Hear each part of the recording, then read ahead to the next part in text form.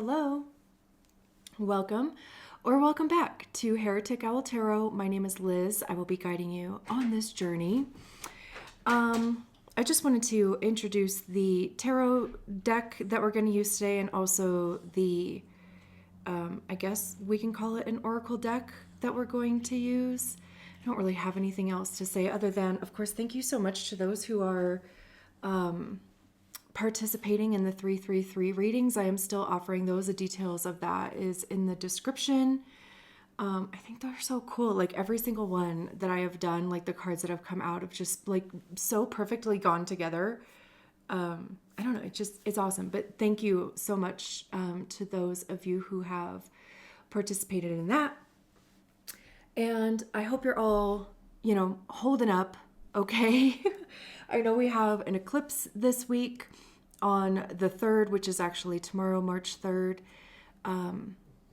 It's literally happening right on top of my 3rd house Virgo moon. So, we'll see. We'll see what happens. I hope these messages reach near and far, I mean, I always do, but maybe I have a little bit of an oomph from that. Maybe. I don't know. But anyway, the tarot deck that we are going to use. Ooh, and this is actually the first little tarot bag that I got from, you would think that I would actually have it like pulled up. Okay, rude. I don't know. I don't have it in front of me. I'll put it in the description though. The little tarot bags. They're so cute. I have like 3 of them so far. But anyway, we're going to be using Pastel Dreams for the tarot deck. And then I have Mudra's deck that we're going to be using for the Oracle. I don't know, I pulled one of these cards for me this last week, and it was like so perfect for, and I shuffled the same way that I always do until a card came out, and it was so perfect for what was like on my mind, and the hardest part is just remembering to do it, like a couple times. But there's, of course, the mudra on one side, and then on the other side is information about that. So I'll read that to you, and I'll also include a screenshot of it for a couple seconds in the video, just in case you want to also take a screenshot or dude, whatever. Okay, let's get into the readings. Great. So this is the reading for, do I want to, yeah, let's get your tarot cards out first. This is a reading for the 1-3 human design profile, the investigator martyr. If you don't know what your human design profile is, there is a link in the description for you to get your human design body graph. Your profile will be listed on there, and your type will be listed on there as well. I know I didn't do those like the last round, but I mean, I probably will do those like this time. That's too many cards. We have the 4 of Cups that came out first. I just want 2 more cards.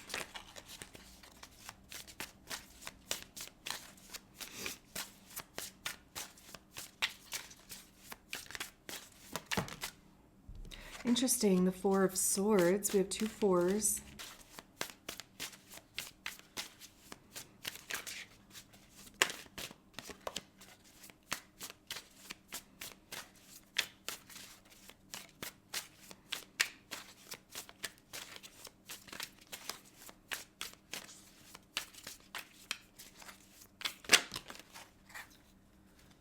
Okay. The 5 of Swords. Interesting.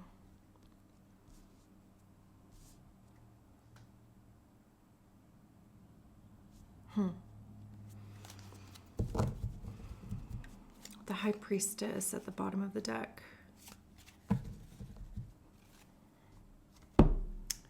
Okay, and let's get the Mudra card.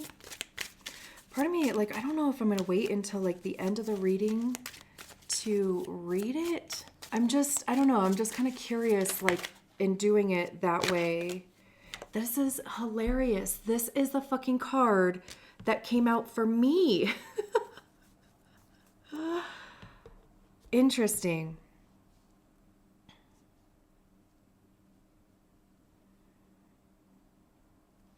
Anyway, like I was saying, I don't know if I kind of want to wait till the end of the reading to actually read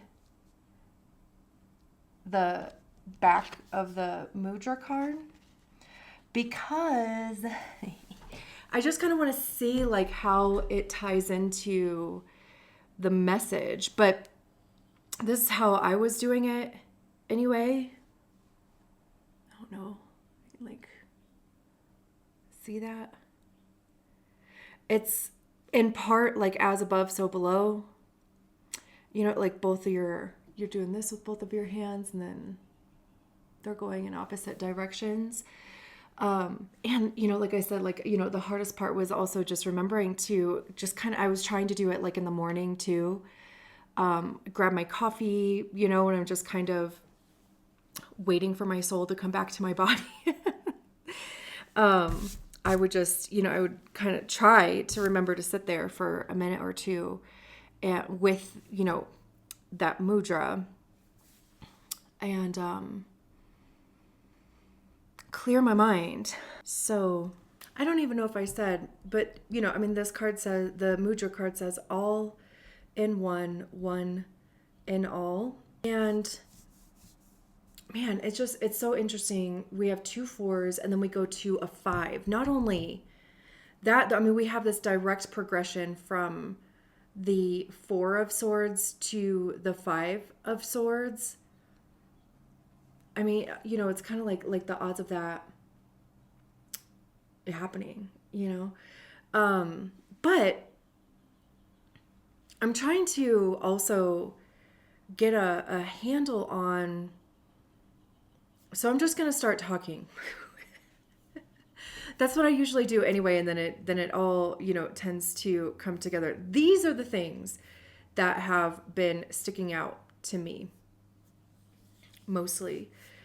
In this 4 of swords, there's a sword that's like right at their throat. There's a sword that's right at their crown. There's a sword that's kind of like at their calves, and then at their feet. And what is also interesting is that we have the throat chakra color out here in blue. And then, of course, swords is more of the like third eye and crown chakra colors.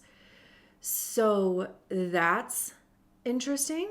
You know, when we think throat, we think, of course, communication, speaking things into existence as well. It's also even communicating what is going on in your head.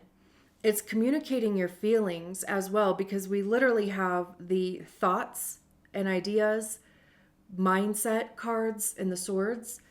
I also see swords as being the suit of ego, which, you know, has to do with the realm of beliefs, self-sabotage, you know, stories that we attach to experiences.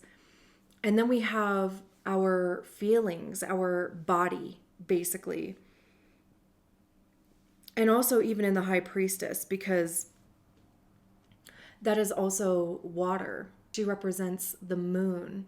I've also, you know, heard the High Priestess related to Pisces, which is Neptune. I think it actually could probably be both. But so yeah, you know, we have our mind, and there's literally a sword going through that. There's a sword going through, you know, the throat, even like with the, you know, going through like your calves and your feet. Like the sense of this to me feels like forced, like a forced break in some capacity. Like the 4 of Swords does talk about rest, meditation, it comes after, of course, the Three of Swords, and it's a period of like reset. It's allowing yourself to kind of unpack like what potentially happened in the Three of Swords, even though like I know we don't have the Three of Swords out here, but it is a time of getting quiet, literally like stopping, maybe even getting some sort of perspective. The Four of Cups is about boredom, lethargy, disappointment, just really not connecting to the options that you have been given. It's just like an overall lack of enjoyment, or an overall lack of I want to say like good feeling, I guess. Because, you know, like the Four of Cups is also described as like apathy sometimes. And even I feel like as I'm talking, I feel bored. Like, I literally just had the thought in my head that like, I hope you guys aren't bored with this reading. Like, I just wonder if it's like there's a lack of enjoyment, a lack of excitement that's happening. Like maybe there's just not a ton of stuff going on, or even just a ton of movement around, because like we literally have no cards out here, at least right now. I mean, we'll look at the bottom of the deck because we always do, but there's not any movement happening here. Even in the Five of Swords, this to me feels like a standoff. Nobody's really moving in the Five of Swords. It almost kind of feels like this almost feels like waiting for something to drop in your lap. Maybe something already has. I mean, she does have a cup in her lap already. Maybe something has already dropped in your lap, or again, you know, the options that are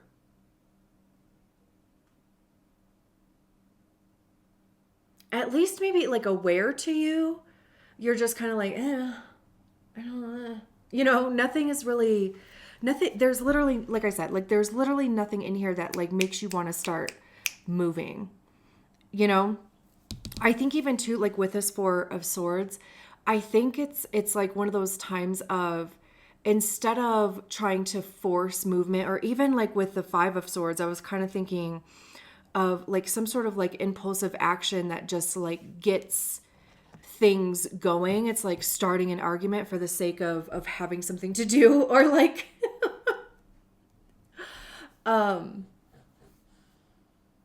I mean, this is even a card of like, you know, it's a win at all costs card. Like I always see it as like a battle of wits as well. I don't even think these figures are even facing this person, but they are like so overly prepared. They have two swords in their hand, one behind their back.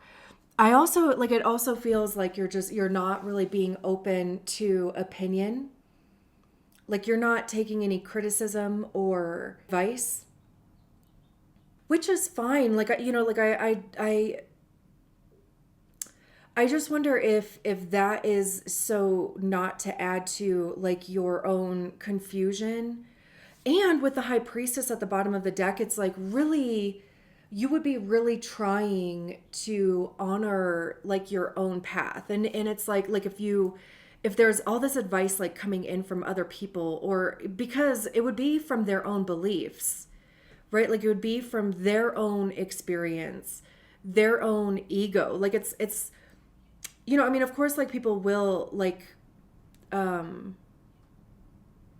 incorporate you into their, like what they know about you, right? And like, I think you would really enjoy this, just, you know, like knowing what I know about you.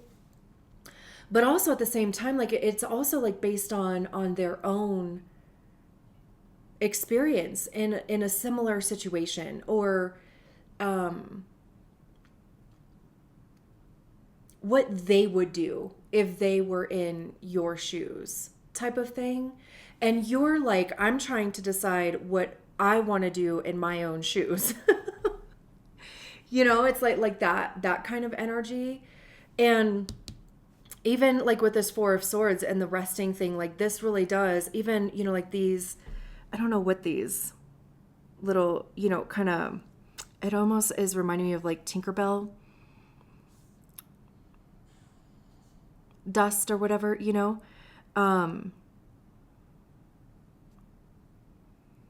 if you're not happy with your current circumstances, if you're, again, like, if there's just nothing that is just really exciting you right now, it's like you're trying to figure out what you want to do or how you want to feel, or, what is the things that bring you joy, that bring you excitement, that make you feel purposeful. Like, what would you fill these cups up with if given the choice, right? And then with this Four of Swords and even the Five of Swords, it's like, it's kind of like wrapping your head around that as well. And it's a lot of like sifting through your own shit. Like swords deal with truth and honesty. Also on the opposite spectrum of that is doubt and fear. And it's, the play between those two things. And then like at the bottom of the deck, we have the intuition card.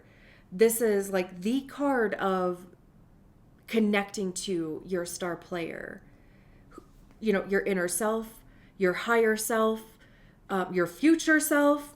It's like one of those things of like, what do I want to manifest into reality? Like, how do I want my life to look next month, 3 months, 6 months, a year from now? Like, what actions am I going to take now? And again, we don't even have actions on the table yet. This is all mind and emotions. And also it's like even aligning those two things, because, sometimes what our head wants and what our heart wants is like two completely different things. In the realm of human design, we don't make decisions from the head space. It's a pressure center. The head and the root, we don't make decisions from that, because it's like as soon as an idea enters our consciousness, then there's the immediate pressure behind it to do something with it. And it's discerning, and it's also allowing that to go through your strategy and authority, and deciding if you need to do anything with it at all, or if you just stick a pin in it. Same with, the root center, feeling the pressure to move, to take action. But again, like making sure that it goes through, any action that you do take goes through your strategy and authority. And like anytime you feel pressure, that's a time to stop and be like, okay, where is this pressure coming from? Is it coming from my head, or is it coming from my root, or somewhere even just in your body, feeling the desire to move. And as I said, letting that go through your strategy and authority before doing so. And just experimenting with that, it's all a big old experiment anyway, it also almost even kind of feels like keeping something private, keeping something hidden, because even the High Priestess like has to do with secrets or like mysteries, but it's like, it's not malicious, and it's not like trickery type of secrets. It's like discovering something about yourself more so than it is like, finding out some type of, it could literally even be something around your understanding of your strategy and authority. It could be your understanding of how you hear and interpret your own intuition. Like I said, with the swords cards here, this is still truth, and there's a lot of truth in like fear and doubt as well. Like what are those, apathy, lack of enjoyment, lack of excitement, like even diving into those and being like, what is either being suppressed here? What is wanting to be expressed here? Like, what am I hiding? What am I protecting as well? Could it be that I'm protecting a belief about myself, about, a situation, about, other people? Because this, every time I look at it, it just kind of feels like having your claws out. And also, I think it's interesting too, these 3 swords look a little like, what's happening in these, mudras with the 3 fingers out like that. It's interesting. And so the High Priestess would be on the 4 of Cups, the Queen of Swords, and the Empress. Look at this progression. And then here we have action, like the literal king of it. Can we see all these cards? Okay. There's like kind of a glare, but this High Priestess and the 4 of Cups, to me, it's almost like if things have, slowed down in whatever capacity that is, right? Again, I know I've already like repeated it a couple times about, just a lack of whatever, interest, enjoyment, purpose, whatever. It's almost like that is there, or it's happening to show you what would bring you enjoyment. What is also even the truth? Like, I mean, are these things that you have been engaging in for whatever reason, like because you have, because they were things that you enjoyed at one time, and maybe there's a shift with that.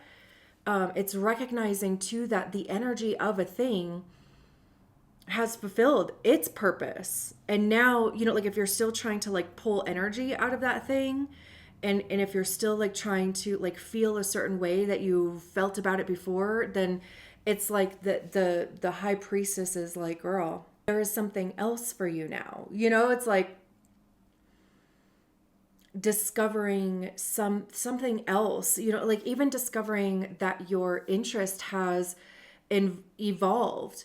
I don't know why I'm even getting like dopamine from the High Priestess, but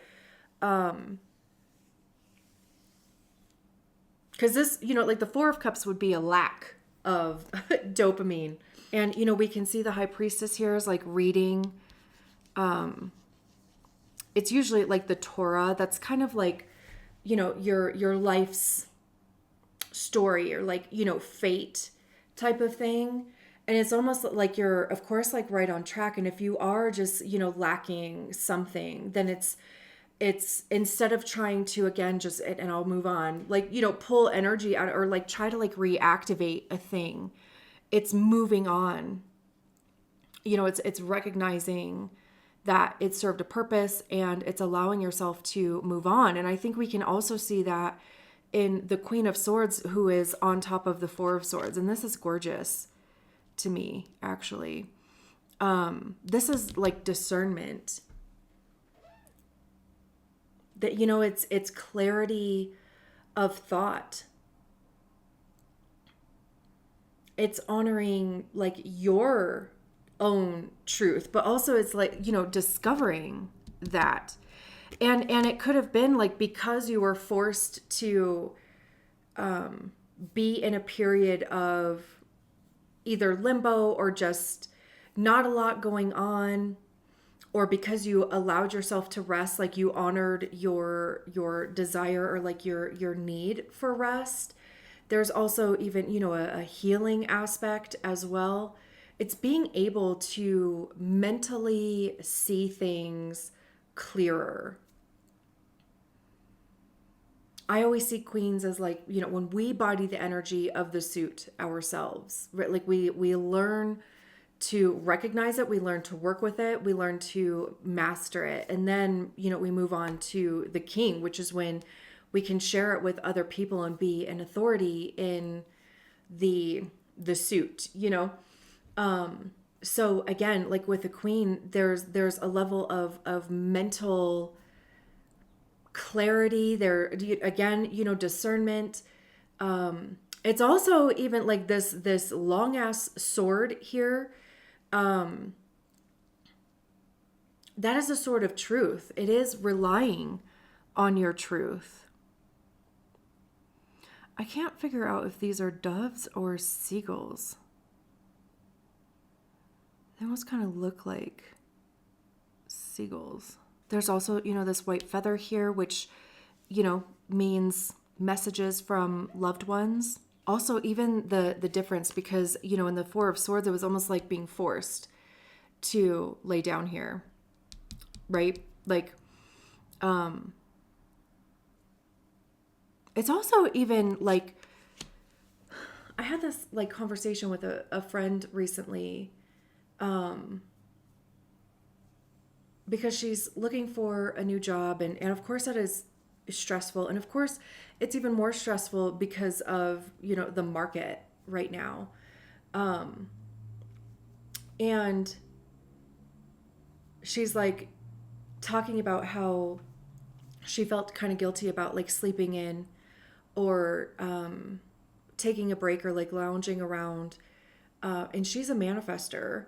So I'm like, girl, like, no, you need to honor those periods, because at some point you are going to get a job. Like the perfect job will present itself.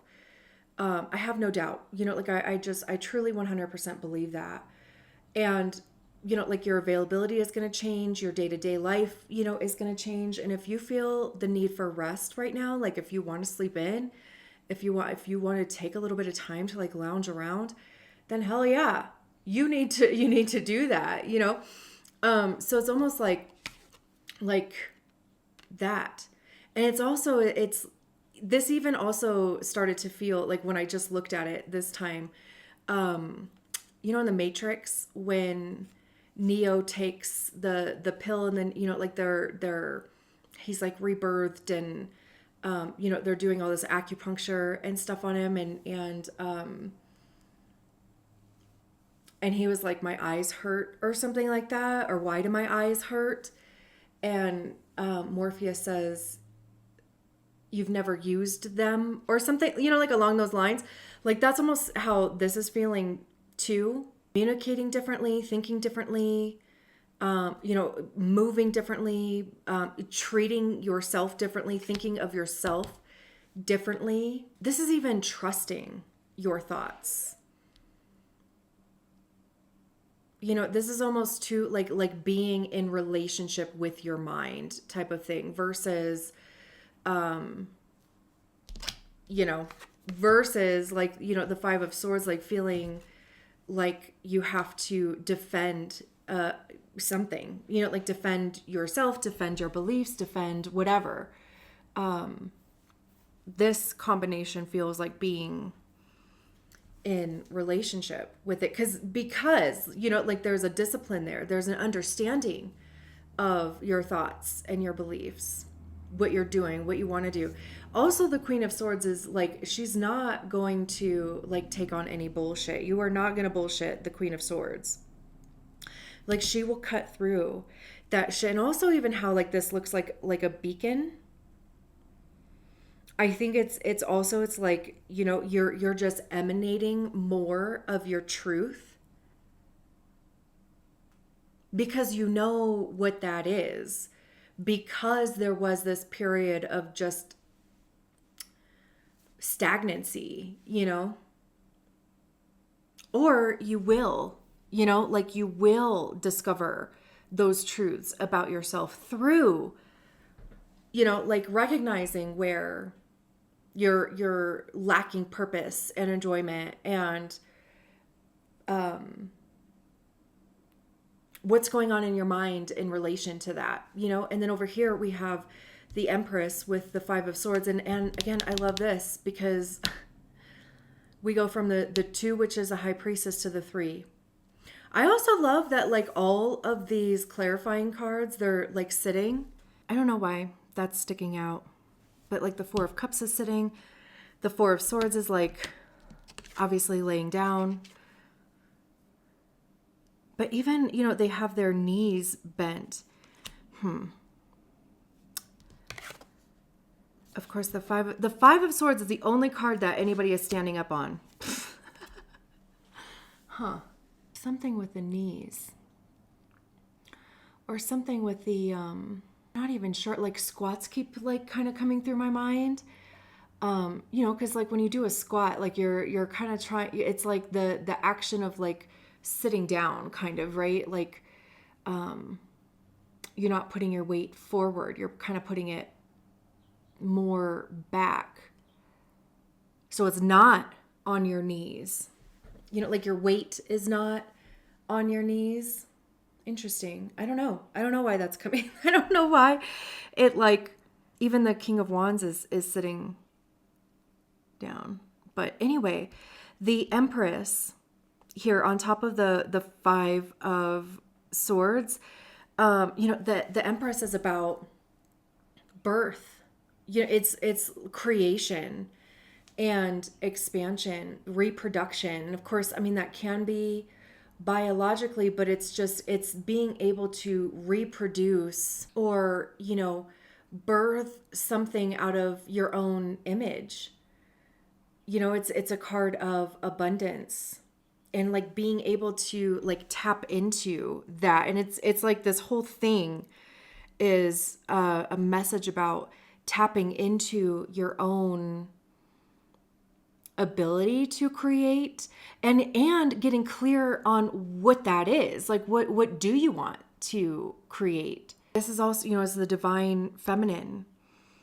So it's intuition and receiving, going with the flow. It's not, you know, the Emperor is pushing and initiating and being controlling and, you know, going after it. You know, the queen the Empress is, it'll come to me. Like as I am doing my thing, figuring out what it is that, you know, like as I am incubating a thing, right? Like as I am working on it, as I am getting clear on it, as I am growing it, because it's Earth, but it's Venus, which is Libra and Taurus. Again, you know, it's like I said at some point about, you know, what do you want your life to look like and how do you want to feel in a month or 3 months or 6 months? And like, what are you willing to nurture? And I mean, it is going to take you having to kind of fend off. This could be distractions.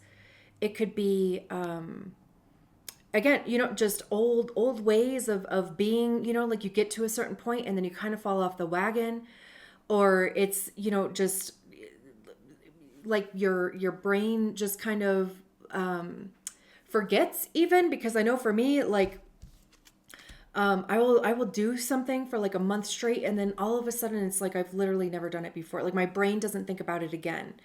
You know, it's also, I think I mentioned at some point through here too about, you know, recognizing like if you are like really being intentional about your routines, your actions, your, you know, like what you're doing, how you're doing it, how you want to feel, what you are nurturing into creation here. And if you run into one of those days where you have a ton of resistance and you're like, literally the last thing I want to do is this thing that I've been, that this plan that I set up for myself or whatever, like that's when you ask yourself, what am I avoiding? Or what is being suppressed or what is being repressed? Like what is coming up? Like where is that resistance coming from? And, you know, journal about it, write it down. You know, I mean, even just having that conversation with yourself, you know, about like where it's coming from or what the story is, and allowing yourself to move through it. Even if you do that routine, you do like a shortened version of the routine, or, you know, once you start it, you recognize, you know, I'm just going to do the whole fucking thing because I already started it, you know?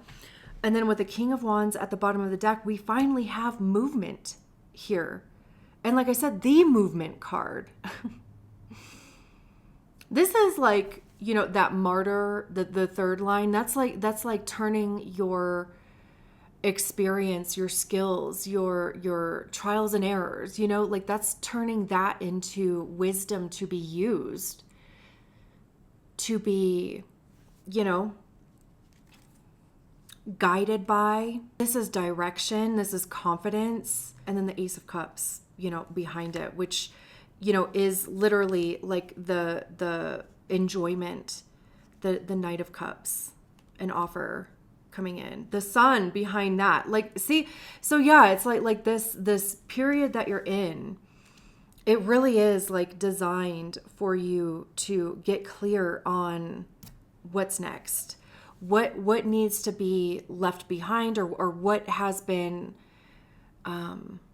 satisfied, I guess. Like what, you know, in this Four of Cups, allow yourself to like rest, allow yourself to hear it too. You know, that like, that's a whole point of like meditation and rest, is to allow yourself to hear yourself. Let's read the back of this mudra. I am not going to be able to pronounce that. Is it, okay, I literally, like I Googled it, and like watched a YouTube video on it. Yanana, and I'm still butchering it. I apologize. I'll give it a shot though. Now I'm scared.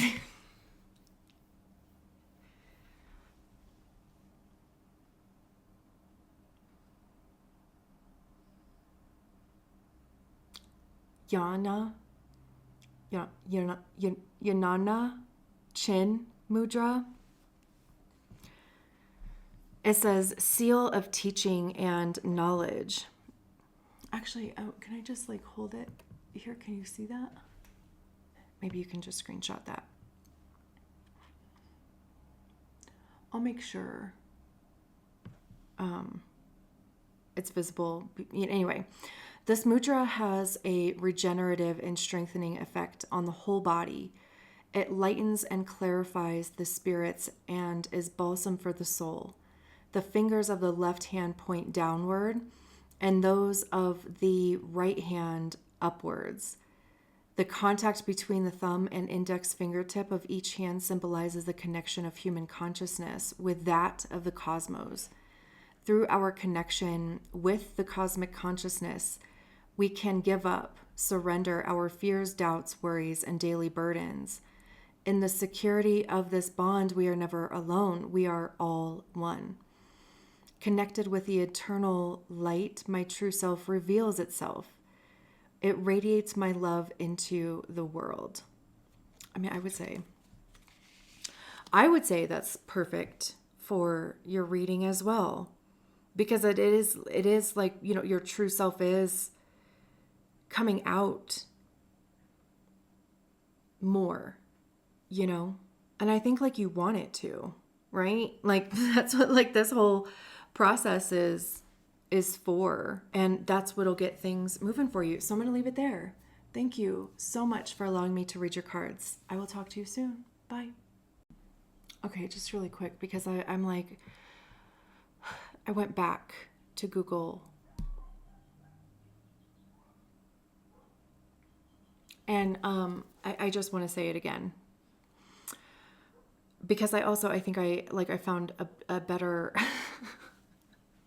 a better like a thing. So anyway, okay, we have the Ninya Na Chin. Nina,